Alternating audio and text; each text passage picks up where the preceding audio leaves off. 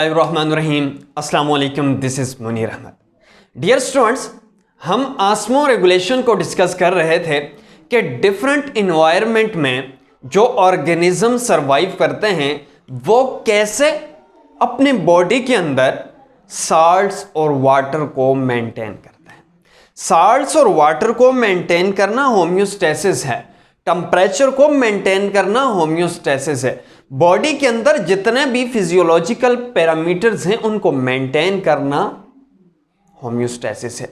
लेकिन सिर्फ जब हम साल्ट और वाटर की बात करेंगे तो वो आस्मो रेगुलेशन होगा. हम आस्मो रेगुलेशन मेरीन इन्वायरमेंट में डिस्कस कर चुके हैं कि मेरीन इन्वायरमेंट में जो मेरीन एनिमल्स हैं, फिशेस हैं, ये दूसरे ऑर्गेनिजम्स हैं, उनकी बॉडी के अंदर ऐसी कौन सी अडॉप्टेशंस होती हैं कि उनकी बॉडी के अंदर जब साल्ट ज़्यादा होता है, क्योंकि एक्सटर्नल एनवायरनमेंट में सी में समुंदर में साल्ट ज़्यादा है, जब वो वाटर ड्रिंक करती हैं तो ज़्यादा साल्ट बॉडी के अंदर जाता है तो क्या होगा, बॉडी के अंदर चेंज आई है. इस चेंज को मेंटेन करना है, मीन्स के नॉर्मल पे लेके आना है. ये क्या है, होम्योस्टेसिस है या आस्मो रेगुलेशन है. साल्ट्स को रिमूव करेंगी.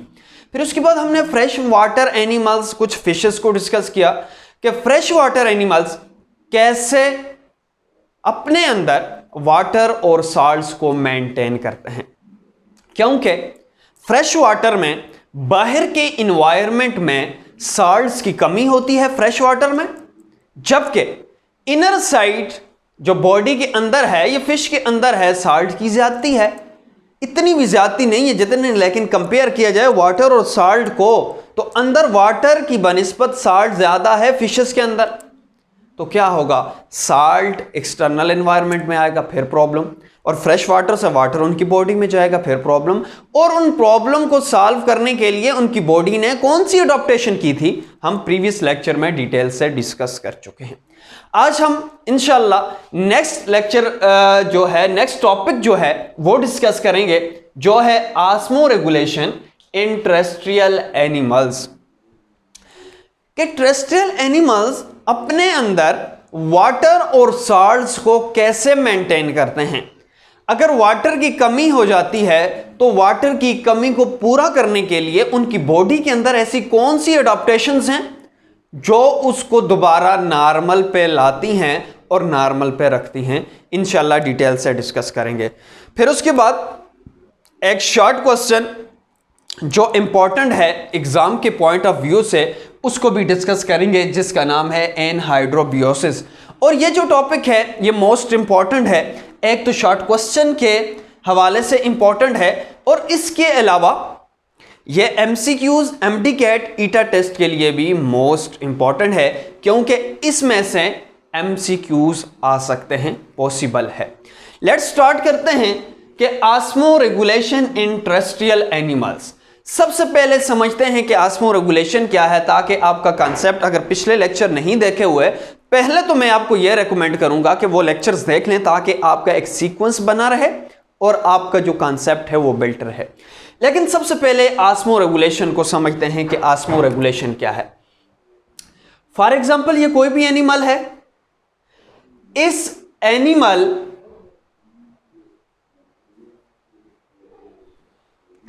का ये इंटरनल एनवायरनमेंट है. इसको मैं अगर आई से रिप्रेजेंट करूं, और ये बाहर वाला एक्सटर्नल एनवायरनमेंट है. अगर बाहर वाले एनवायरनमेंट में चेंज आएगी, फॉर एग्जांपल टेम्परेचर ज्यादा होगा, तो इसकी बॉडी से ज़ाहिर वाटर रिमूव होगा, इवेपोरेट करेगा. तो अब ये एनिमल्स कैसे वाटर को मेंटेन करेगा,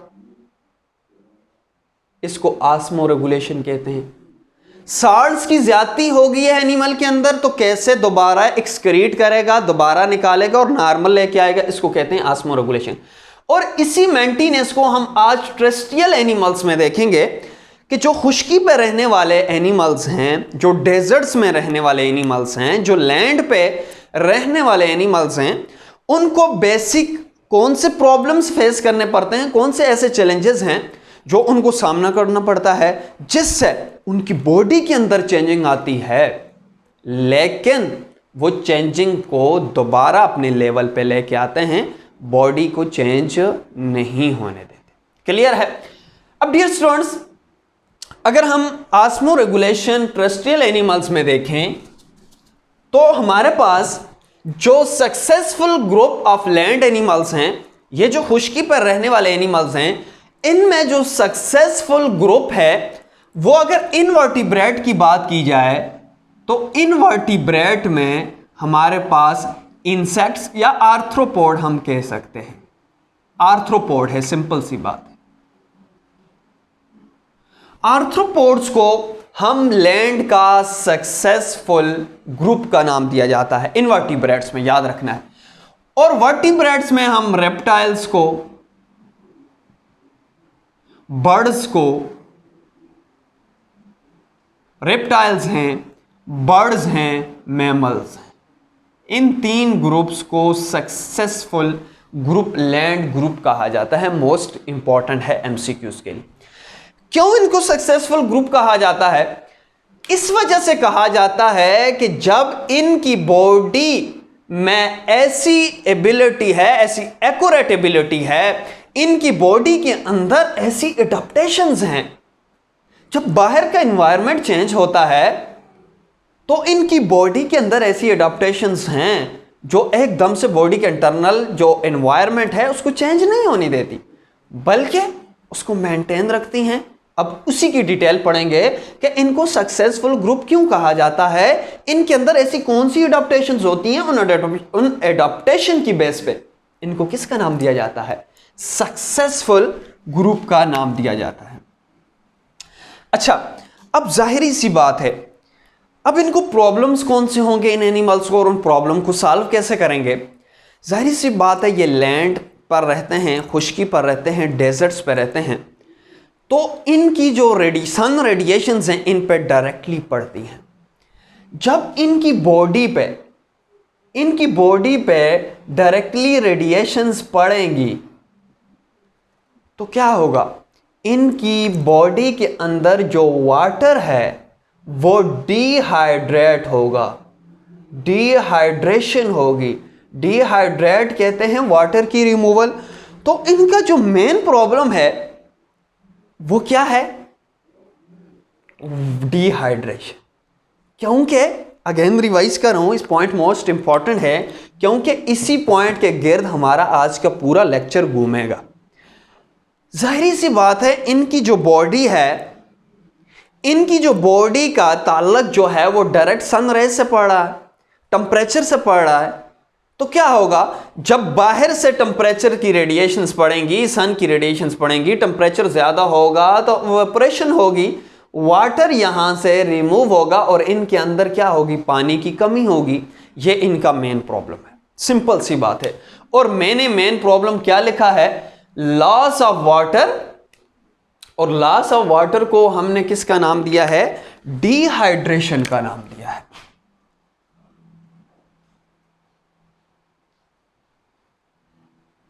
रिमूवल ऑफ वाटर भी आप इसे कह सकते हैं।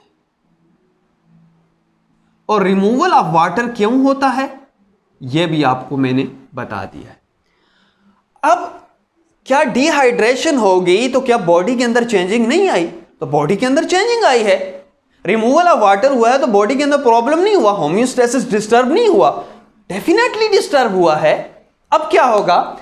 इसको ताकि रिमूवल ऑफ वाटर ना हो, ताकि डिहाइड्रेशन ना हो, तो इनकी बॉडी, लैंड एनिमल्स की बॉडी, ह्यूमंस की बॉडी, इंसेक्ट्स की बॉडी, रेप्टाइल्स की बॉडी, आर्थ्रोपोड्स की बॉडी, इसके अलावा कैंगरू की बॉडी, डिफरेंट ऑर्गेनिजम्स के मैं नाम, सैंड जो रैट है उसकी body, kangaroo rat, sand cat, different organism है जो टेरेस्ट्रियल डेजर्ट्स में रहते हैं।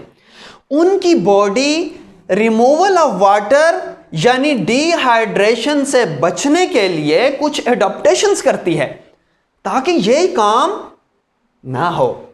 अब एडाप्टेशंस क्या हैं, वन बाय वन डिस्कस करेंगे। एक एडाप्टेशन है एडाप्टेशन इन स्किन। स्किन ऐसी होगी कि वाटर को बाहर नहीं जाने देगी।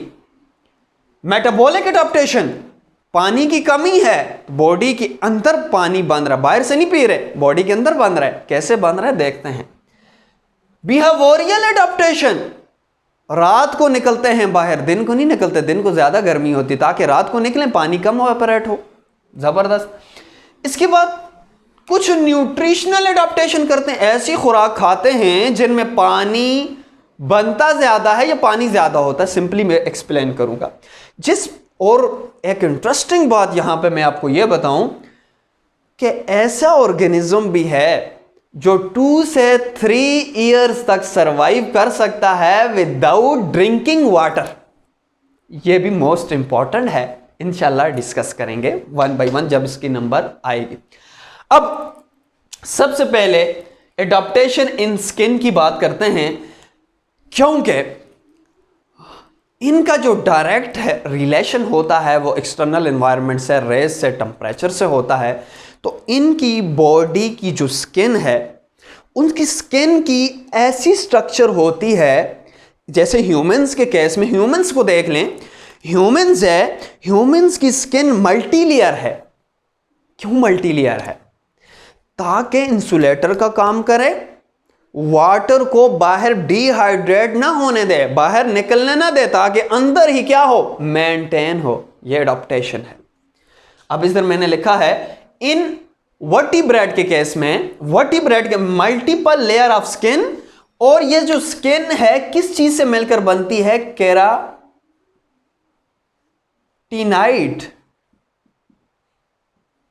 सेल से मिलकर बनती है, जो डेड सेल्स होते हैं। अब ये भी एडाप्टेशन है। अब इंसेक्ट्स के केस में इनकी बॉडी जो है, कभी आपने सिंपल सी बात है, इनकी बॉडी जो है, इनकी बॉडी की जो आउटर लेयर है, एक्सोस्केलेटन है, बाहर वाली जो लेयर है, वो किस चीज से मिलकर बनती है? वैक्सी लेयर से, वैक्सी एक टाइप के लिपिड्स हैं जो आपने फर्स्ट ईयर में डिटेल से डिस्कस किया है। और ये क्या करते हैं? ये भी वाटर को उनकी बॉडी से बाहर नहीं जाने देते ताकि बॉडी के अंदर मेंटेन रहे, क्योंकि बॉडी के अंदर वाटर की कमी हो जाएगी। ये इसकी कौन सी एडाप्टेशन है? ये एडाप्टेशन इन स्किन है। अब दूसरी जो एडाप्टेशन है, कंसेप्चुअल पॉइंट है, वो है मेटाबॉलिक एडाप्टेशन। इसका क्या मतलब है? अब जो डेजर्ट्स में, टेरेस्ट्रियल एनवायरनमेंट में एनिमल्स रहते हैं, उन एनिमल्स में इतना सोर्स नहीं है पानी पीने का, तो क्या अब पानी नहीं पी रहे हैं, उनकी बॉडी से वाटर डिहाइड्रेट भी हो रहा है, बॉडी के अंदर वाटर की कमी हो रही है, ये प्रॉब्लम है। अब ये चेंज है, इस चेंज को सॉल्व करने के लिए उनकी बॉडी के अंदर ऐसे मेटाबॉलिक प्रोसेस होते हैं जिसके रिजल्ट में पानी पैदा होता है। बाहर से नहीं पीते, फूड की ब्रेकडाउन होती है, उस फूड से ही पानी बॉडी के अंदर बनता है। कैसे? It feed on seed of desert plants. ये डेजर्ट प्लांट्स के सीड को खाते हैं और उस सीड में मोर कार्बोहाइड्रेट्स होता है। अब ये इंपॉर्टेंट पॉइंट है। And produce metabolic water. इसका क्या मतलब है? जब कार्बोहाइड्रेट्स वो खाएंगे, सीड्स खाएंगे, सीड्स किसके साथ रिएक्शन करेंगे? जाहिर सी बात है, बॉडी के अंदर मेटाबॉलिज्म होगा, ऑक्सीजन के साथ रिएक्शन करेंगे। ऑक्सीजन के रिजल्ट में यहां पे एक प्रोडक्ट बनेगा, water plus carbon dioxide plus ATP. आपने मुझे यह बताना है, ये क्या है वाटर, ये क्या है कार्बन डाइऑक्साइड, ये क्या है? रॉ प्रोडक्ट है, वेस्ट प्रोडक्ट है।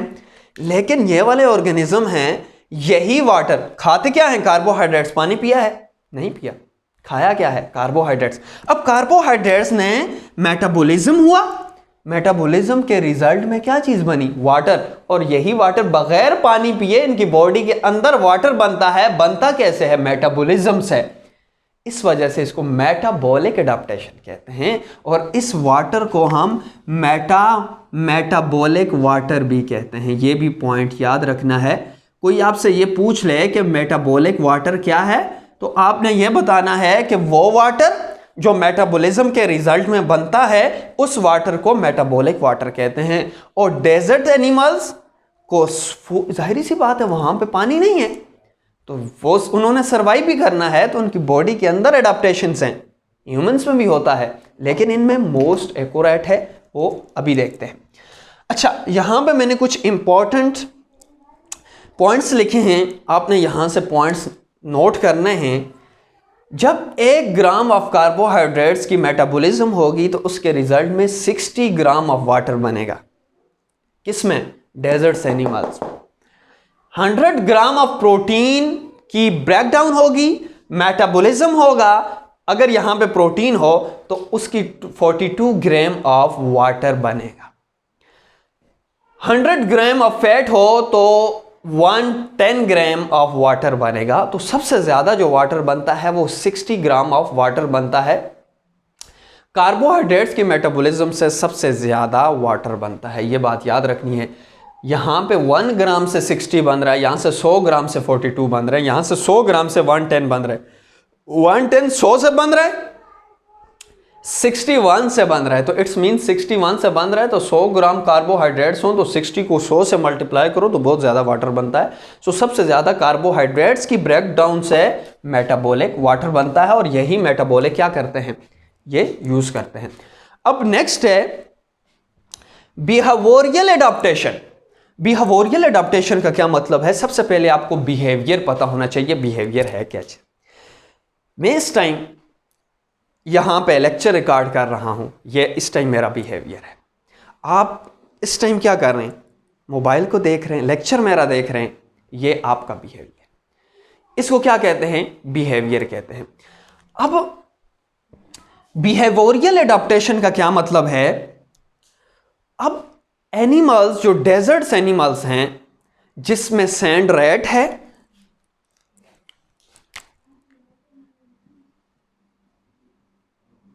सैंड कैट है, इसके अलावा कैंगरू रैट है, कैंगरू रैट है या सैंड कैट है, ये क्या करते हैं? बिहेवियरल एडाप्टेशन करते हैं। बिहेवियरल एडाप्टेशन का क्या मतलब है? डेजर्ट एनिमल्स दिन को एक्टिव नहीं होते, रात को एक्टिव होते हैं, क्योंकि रात को टेम्परेचर क्या होता है, रेडिएशंस कम, टेम्परेचर कम, तो रात को बाहर निकलते हैं और अपनी एक्टिविटी करते हैं, और दिन को क्या करते हैं, अपने घर में बैठे हुए होते हैं, ताकि बाहर से टेम्परेचर ज्यादा है तो डिहाइड्रेशन ना हो। ये इनका बिहेवियरल एडाप्टेशन है। कुछ एनिमल्स नॉकटर्नल हो जाते हैं। नॉकटर्नल का क्या मतलब है? नॉकटर्नल का यहां पे मतलब है एक्टिव एट डे, और कुछ एनिमल्स डायर्नल हो जाते हैं, जो दिन को करते हैं एक्टिव, नॉकटर्नल का है एक्टिव इन एट नाइट, ये आपने माइंड में रखना है, एक्टिव इन नाइट, और डायर्नल का मतलब है एक्टिव एट डे टाइम में एक्टिव होते हैं। ये इनकी बिहेवियरल एडाप्टेशन है। अब 4 जो एडाप्टेशन है वो है न्यूट्रिशनल एडाप्टेशन, जो हम ऑलरेडी डिस्कस कर चुके हैं। न्यूट्रिशनल एडाप्टेशन का ये मतलब है कि पानी तो इनको नहीं मिल रहा, लेकिन ये अपनी फूड ऐसी खाते हैं जिनकी मेटाबॉलिज्म से वाटर बनता है और इनकी कमी को पूरा कर सकता है। इसको क्या कहते हैं? Nutritional adaptation. मींस के ईट कार्बोहाइड्रेट्स जो क्या करते हैं, इसकी कमी को पूरा कर सकते हैं। अब लास्ट में न्यूट्रिशनल एडाप्टेशन का एक सब टॉपिक है जिसको एनहाइड्रोबियोसिस कहते हैं। एनहाइड्रोबियोसिस ये शॉर्ट क्वेश्चन के लिए इंपॉर्टेंट है। अब एनहाइड्रोबियोसिस का क्या मतलब है? एन का मतलब होता है, यहां पे आपने नोट करना है, एन हाइड्रोबायोसिस।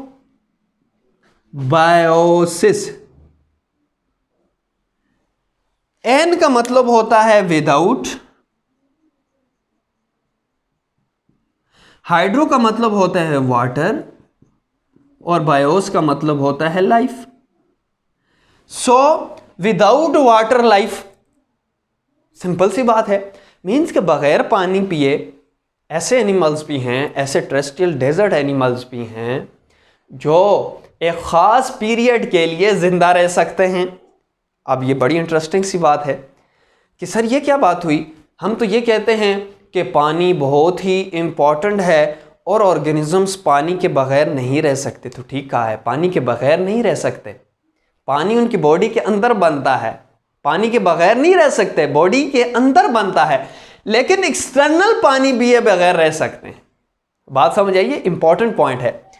अब the ability of organism to tolerate dehydration, organism की वो एबिलिटी जो डिहाइड्रेशन को टॉलरेट करता है for a certain period of time, एक खास पीरियड ऑफ टाइम तक एक ऑर्गेनिजम्स विदाउट ड्रिंकिंग वाटर यानी डिहाइड्रेशन होती रहती है, उसमें सरवाइव करते हैं। इस एबिलिटी को एनहाइड्रोबियोसिस कहते हैं। फॉर एग्जाम्पल, कैंगरू रैट है, कैंगरू रैट अप्रोक्सीमेटली 1 से 3 years without water, drinking of water जिंदा रह सकता है। ये क्या है? एनहाइड्रोबियोसिस है। क्यों? क्योंकि ये कार्बोहाइड्रेट्स खाता है और कार्बोहाइड्रेट्स के रिजल्ट में इनकी बॉडी के अंदर वाटर बनता है। अब ये वाटर यूज करते हैं, एक्सटर्नल वाटर तो जाहिर कमी है तो नहीं यूज करते। सो क्या है, कैंगरू रैट 1 से 3 ईयर्स तक जिंदा रह सकता है। सर ह्यूमंस कितने अरसे तक जिंदा रह सकते हैं? तो 1 से तकरीबन 4 डेज तक जिंदा रह सकते हैं, लेकिन ये एनहाइड्रोबियोसिस नहीं है। जर्नल मैंने आपको एक कंसेप्ट दिया, कैमल्स जो है 1 से 15 डेज जिंदा रह सकता है। अच्छा, अब कैंगरू की भी यही एग्जांपल है। ये पाउच एनिमल्स हैं क्योंकि ये पाउच के अंदर जो अपने यंग वन हों, बेबी हों, उनको संभालते हैं। अब कैंगरू जो है ये भी क्या है? टेरेस्ट्रियल एनिमल्स है। अब ये भी अपने अंदर इसी तरह की एडॉप्टेशन करता है, न्यूट्रिशनल एडॉप्टेशन करता है, बिहेवियरल एडॉप्टेशन करता है। इसके अलावा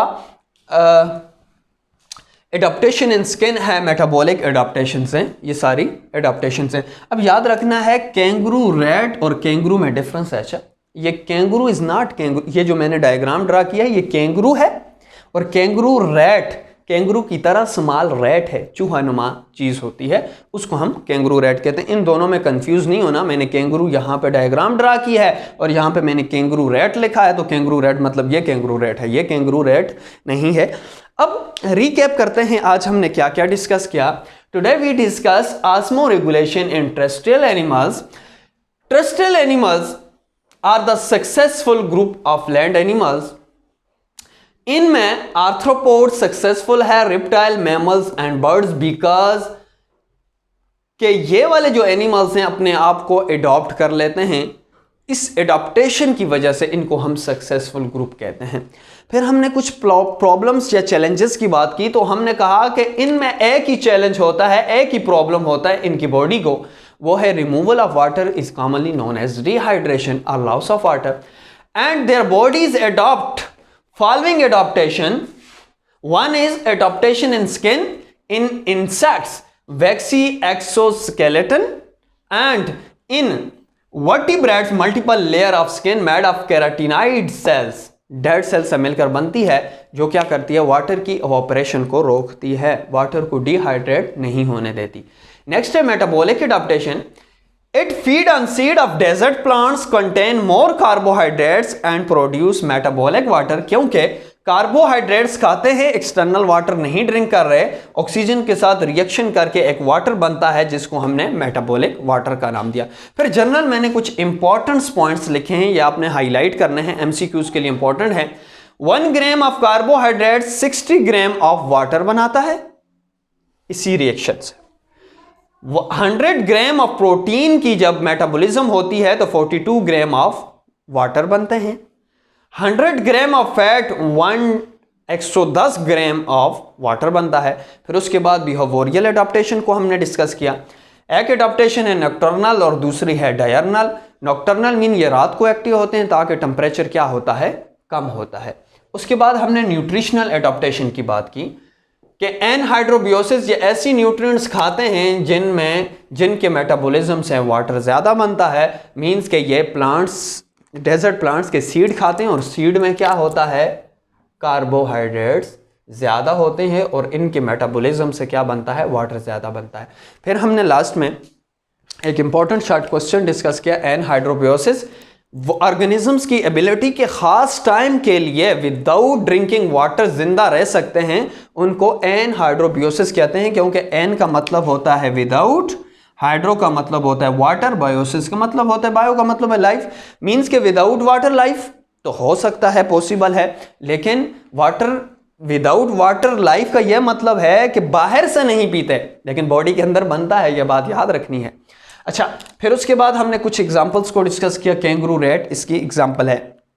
इंशाल्लाह नेक्स्ट टाइम एक्सक्रीशन को डिस्कस करेंगे कि बॉडी के अंदर कैसे एक्सक्रीशन